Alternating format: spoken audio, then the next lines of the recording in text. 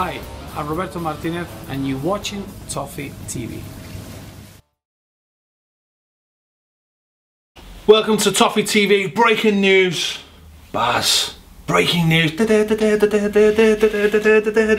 something here probably. Maybe. An orange bar. Jerry's back. Gerard Deulofeu is back with Everton Football Club. We told you this weeks ago, didn't we? We said this weeks ago. I'm sure we did. Weeks ago. Immediate reaction. Yeah, delighted. Big signing, really. You know, something we've needed. Positivity. You know, after what was a rubbish season last year. Let's not get rubbish season for him as well, though. Yeah, well, yeah, I think so. But I think in a strange way, it's done Everton a favour. The fact that you know we wanted to keep him for that extra year.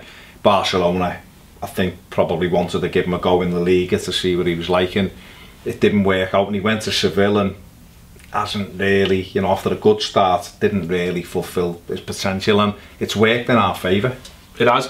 Now, this is immediate news, so we don't know the outline of the whole deal and all that, but Barcelona have a nature of having these buyback clauses and things like that, don't they? And keeps the price of the deal down, so that's good for us. But they can, you know, bring them back a couple of years or whatever, you know, maybe if it's this next season it'll be a little bit, next season that might be a little bit more.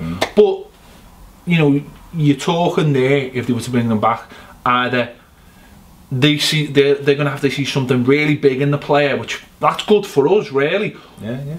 And they'll want him, or they're going to see something in him where they go, well, hang on, we can have him back for 12 million euros, but X, Y, and Z are prepared to pay 18 million for him.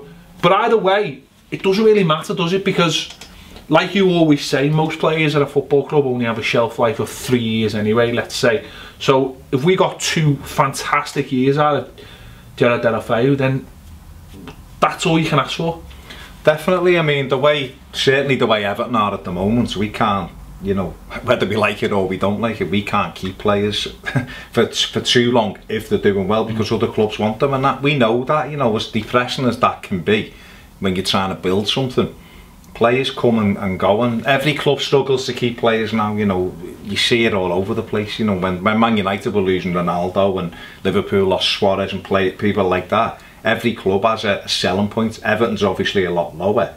But if, like you're saying, if Barcelona come back in for him, it'll mean that he's done absolutely fantastic for Everton. And I think people are looking at the buyback clause saying, you know, seeing people asking me, you know, well, if they just want him back because they want to sell him to someone else, can they have him?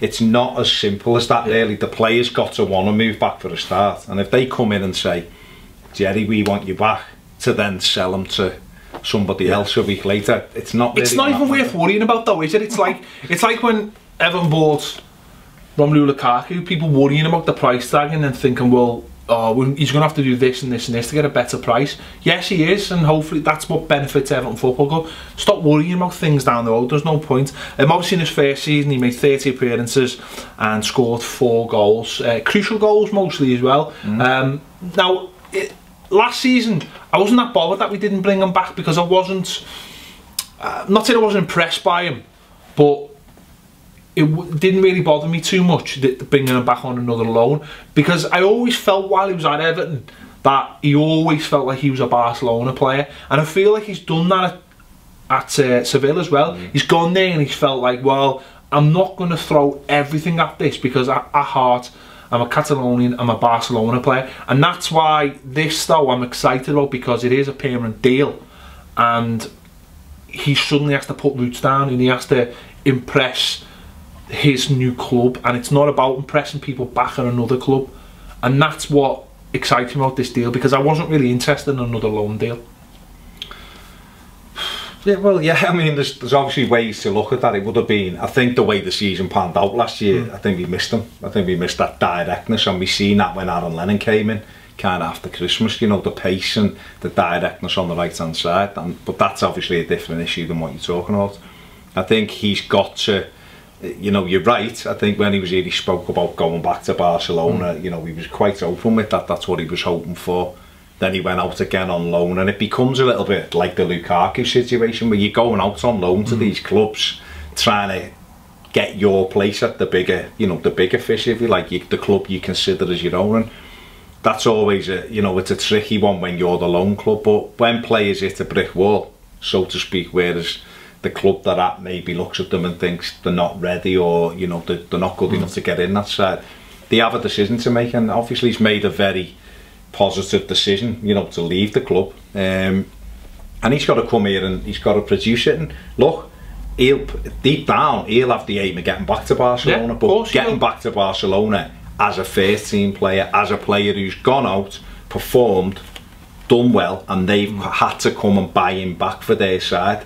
It would take a lot to do that though, wouldn't it? Because when you think about they are the European champions, you know, Messi, Neymar now is just different kettle now. He's completely just gone up a level this season, and obviously now, you know, skinny Suarez, you know, when he came in he was fat Suarez, he wasn't much good to anyone, but now he's skinny Suarez and he's back to the Suarez that we all hate, and but he's still brilliant at it, let's be honest. You know, that's the level that he's got to get to, and at the moment if he can't even make the bench for, you know, Seville, who, yes, they are the Europa League winners, but you know what I'm saying, if he's not at that level, then he's never going to be at Barcelona's level. He done a little bit of a John Terry, didn't he? He did, yeah. Well, he had the shape, but the jeans. He didn't get his dog on the pitch though, which was a little bit disappointing. Well, yeah, a selfie with the dog. But no, I think you're right. I think Barcelona, them front three are the best in the world. I mean, you know, and even Pedro's just signed a new contract as well. Who's fantastic, by the way. You know, came on in that Champions League final, was on about 90 seconds, and still managed to set up a goal.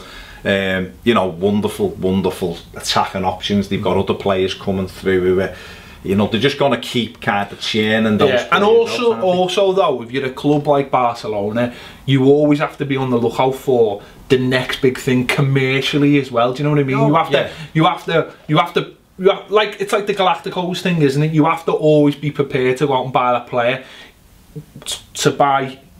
to sell shirts, sometimes as well. To keep the perception that you're moving forward all the time. I mean, who knows, they might come in for Aruna Kone, 20 million. Maybe. Don't know. I mean, you know, he could get in. Imagine. Could get in that front three somewhere as a warm-up fella or something, as a trainer.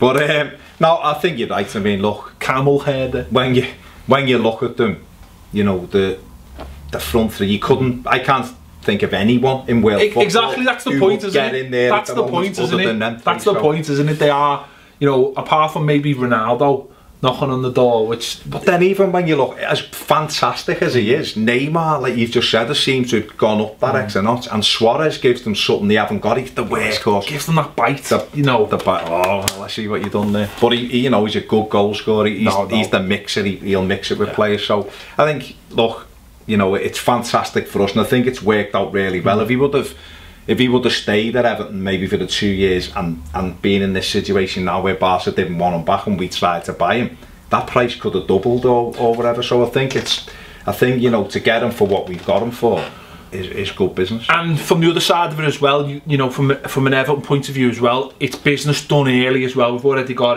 Tom Cleverley in, the Clevs is in, El Cleverco, he's in the bag. You know, we've got the second one in now. It's all getting done early, and people who had any worries about last season or Roberto Martinez or preparation for this season, getting things early, things that we spoke about all last summer, last year, when we were sitting there going, what's going on? There's, you know, we're not getting the players in the door, the pre-season's terrible. This is saying, I want them in for the first day of pre-season, and I want them all fighting first day of the season. It feels like his first summer. He came in and he brought, strange enough, Deulofeu in quite early on, and he brought Robles in. The Wigan massive. Not Alcaraz in. Yeah. You know, and he got them in, Aruna Kone. He got them all in very early. But please don't be like that. So he was, no, obviously we don't want that again. Can we have like a stable of Barca players rather than a stable of Wigan players? Well, yeah, that'd be nice. There's a couple who might just get in our team from Barcelona. But no, he's trying to get them in, and if you get that pre-season, let's have an organised pre-season this year. Last year, like playing actual teams? Yeah, well, having actual players. Having actual players playing actual games. Don't give players till 3 days before the season starts off and then going. Can we play teams that some of us have actually heard of? Can we in not stadiums that are actually ours or their stadiums? Can we not play Gary Taylor-Fletcher at any time this pre-season? Given can we not play a team? Man ever who scored the goal. Can we not play another Premier League team that we play 3 weeks late? It might happen. It could still happen. Could play, yeah, Arsenal or Stoke. Fix your man. Don't give us Arsenal or Stoke. But no, I mean, look, very, very positive. Yeah. Really, really good signing, and I think it's one that will excite the fans. It certainly excited us, and let us know what you think in the comments below on YouTube. Let us know on Twitter as well. It's at ToffeeTV1. Let us know what you think.